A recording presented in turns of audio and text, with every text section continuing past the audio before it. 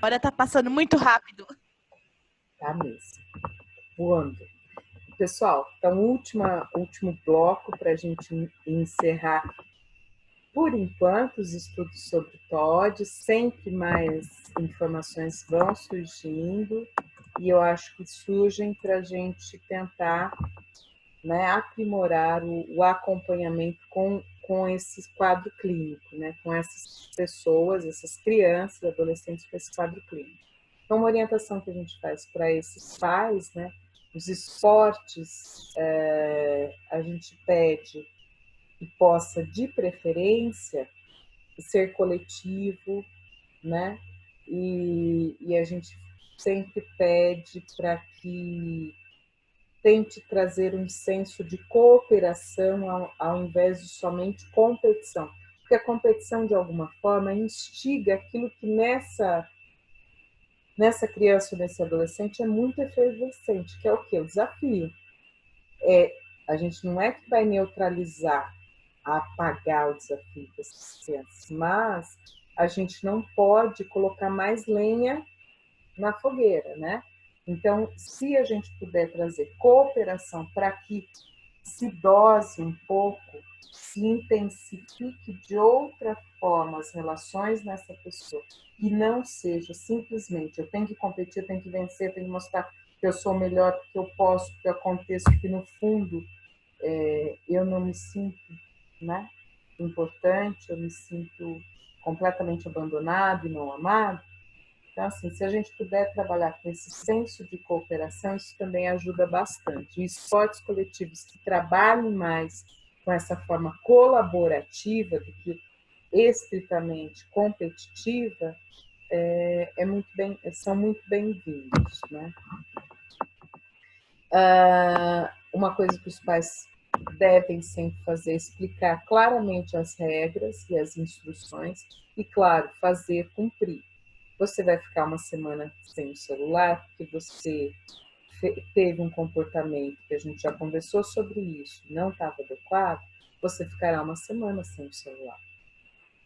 E é cumprir aquilo que se está falando. Por isso que quando for estabelecer o que vai se aplicar de certa sanção, não exagerar, né?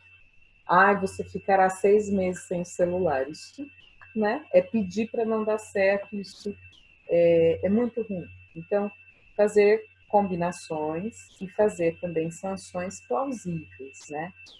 Então, assim, explique possíveis consequências em caso de indisciplina e, quando for aplicar isso, ser condizente, né?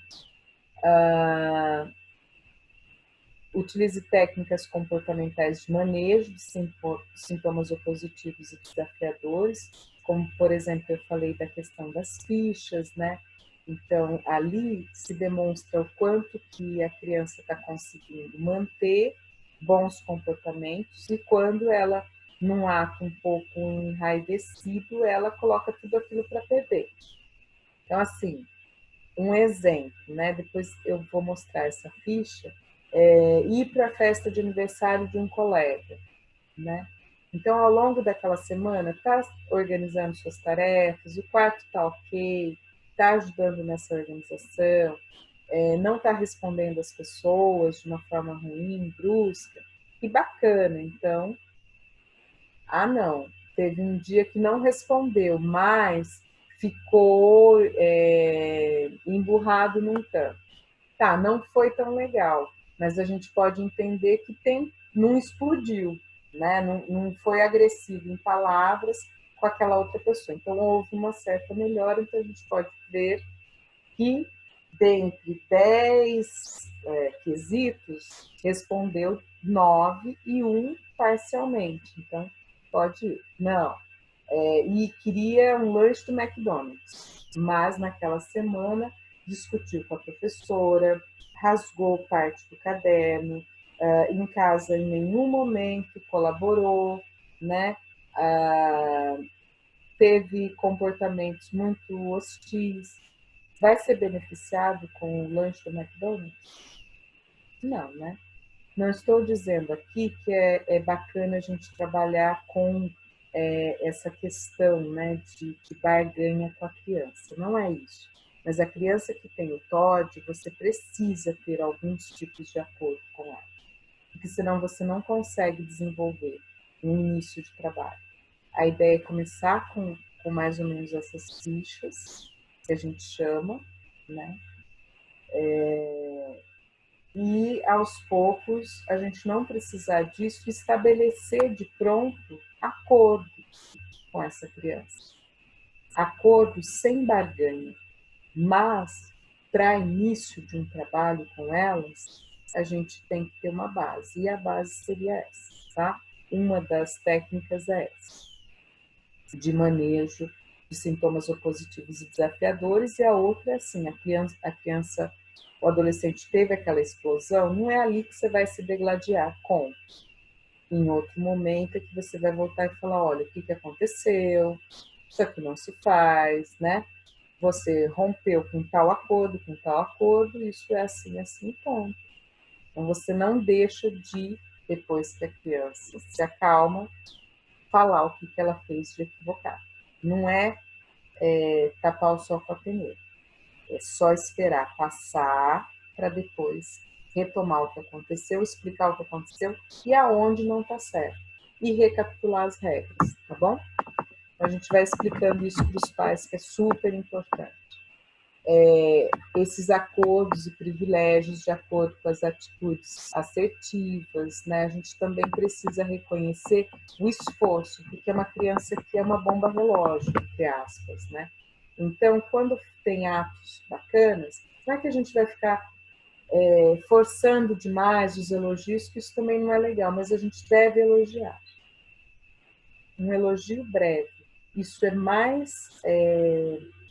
sabe, isso é mais grandioso do que você a todo momento, nossa, que bacana. Não, falou uma vez, de uma forma, né, de uma forma ponderada. Aquele elogio tá ótimo, tá? Elogios, atitudes positivas, mas sem excesso. A gente também explica isso para os pais, para evitar punição física, porque não vai adiantar, né? Você tem outras formas, e a punição física, no caso do TOD, só vai reforçar para que ele aprenda a estourar e a ficar cego e sair quebrando tudo na frente dele. Enquanto ele não quebrar tudo que está naquele ambiente, ele não se contenta, ele tem uma energia muito grande. Então, ele pode ter essas explosões, sim, e por conta dessas punições físicas, reforçar esses maus comportamentos. Tá? Os privilégios, se fez maus comportamentos, né? Retirar os privilégios, se a criança não respondeu bem aos acordos, e sempre estar em contato com os professores, coordenadores e os profissionais que acompanham essa criança. Tá? É um caso clínico, né? Então, aqui para vocês. De um livro, né? Que é aquele que eu mostrei para vocês, sobre um manual dos transtornos escolares. Fala assim: Márcio é uma criança de 9 anos de idade, estudante do 4º ano do ensino fundamental numa escola no Rio, na Barra da Tijuca. Seus pais são divorciados, ele mora com a mãe e uma irmã de 4 anos de idade. Foi encaminhado para avaliação médica pela coordenadora pedagógica. Segundo o relato escolar, seu rendimento acadêmico está abaixo do esperado. A criança se opõe às regras, desafiando deliberadamente a autoridade de suas 3 professoras. É impulsivo, manipulador e se mostra enraivecido sempre que se sente contrariado. Márcio não possui amigos na escola, pois está sempre envolvido com brigas com outros estudantes. Em casa, os sintomas de desafio e oposição às regras também estão presentes. A mãe diz que não consegue impor regras ou dar limites ao filho e confessa que se considera permissiva. Ele sempre foi o reizinho da casa. Nunca consegui dar limites. Quando falo alguma coisa, ele chora, grita e eu acabo cedendo. Após investigação clínica com a família, a escola e com a própria criança, chegou-se ao diagnóstico de TOD, tá?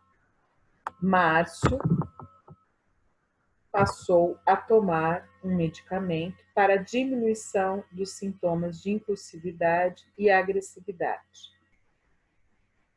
Orientei a mãe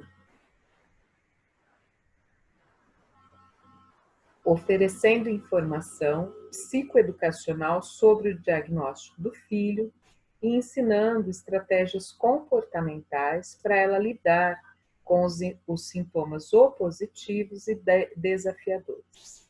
Iniciamos um programa de reforço positivo com um sistema de pontuação denominado economia de fichas. Já mostro para vocês, tá? Além de um contrato comportamental e uma aplicação de técnicas de punições brandas, né?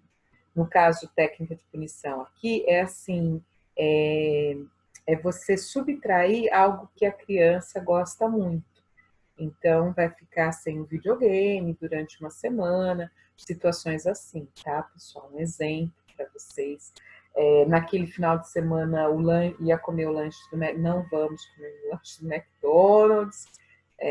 Então, são esses tipos de punição, tá? Para vocês entenderem e ninguém se assustar aqui.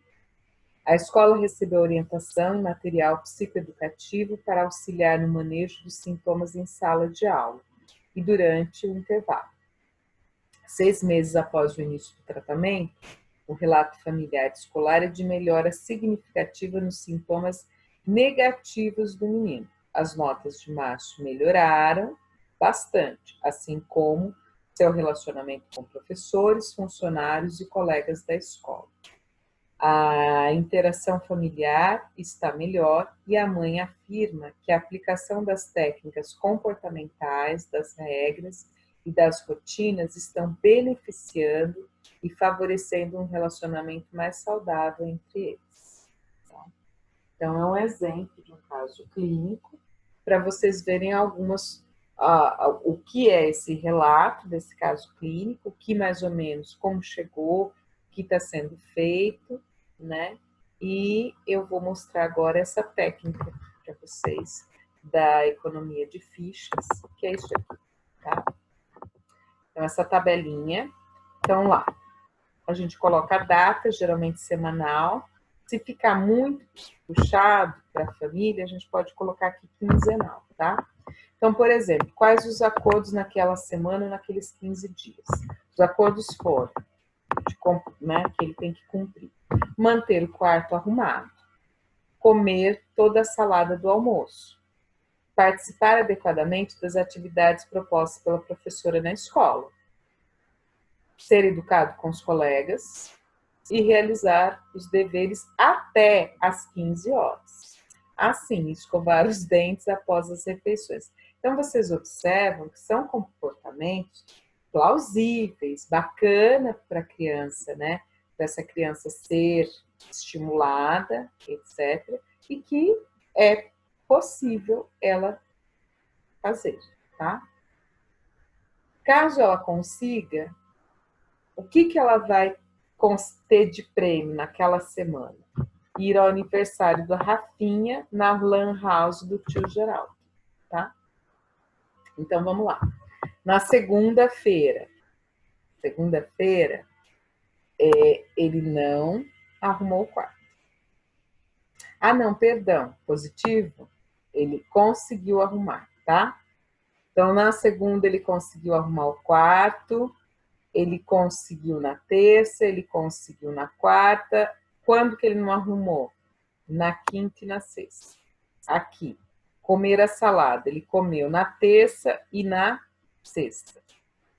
Aqui, as atividades, ele fez na segunda, na quinta e na sexta. Ele não fez na terça e nem na quarta. E aí por diante, tá, pessoal? E aí a gente faz uma somatória, né? Se ele conseguiu ter mais comportamentos positivos do que os negativos, o que vai acontecer? Ele vai alcançar o seu prêmio, tá?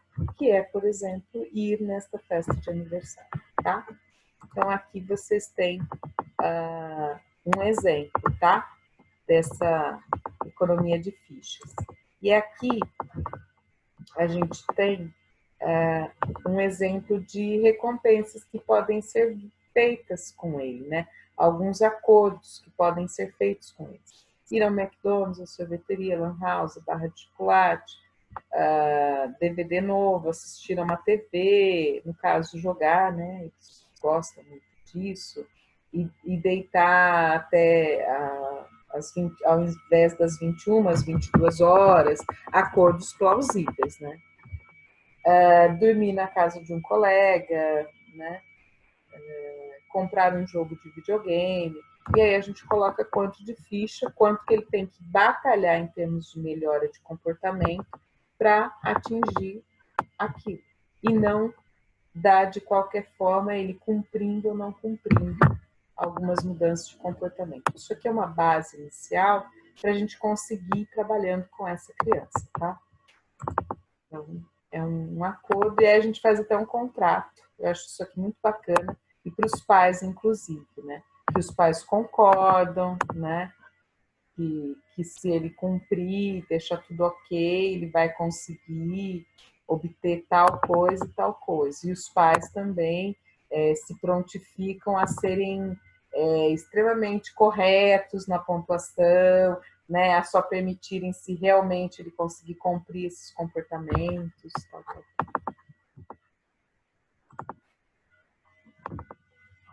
E é isso, pessoal.